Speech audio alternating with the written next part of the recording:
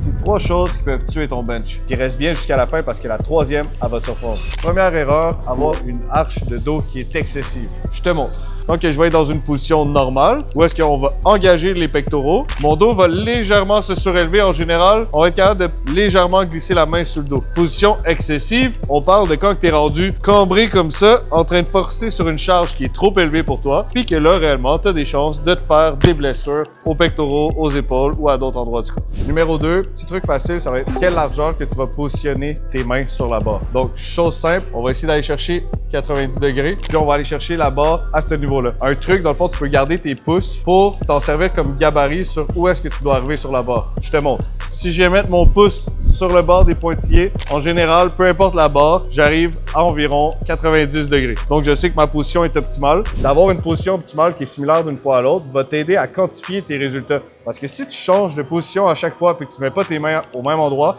ton muscle, il force légèrement différemment. Donc, ça va être plus dur pour toi d'augmenter la charge puis de justement améliorer tes résultats au bench. Troisième erreur, tes poignets. Réellement, d'avoir un poignet qui est complètement cassé, tu vas littéralement tout étirer tes ligaments puis ton muscle ici. C'est pas nécessairement une position qui est optimale. On veut quand même être en contrôle de la charge puis être capable de maintenir la barre. Là, après ça, tu vas te demander, bon, pourquoi est-ce que je commence à avoir des douleurs au coude, j'ai des douleurs ici. C'est de faire attention dans des petites postures comme ça qui vont faire que sur le long terme, tu vas moins avoir de douleurs que certaines autres personnes qui ont des mini mauvaises habitudes dans leur entraînement. Fait que je pense que tu l'as compris. Chez Gym Stay Fit, on fait attention aux détails.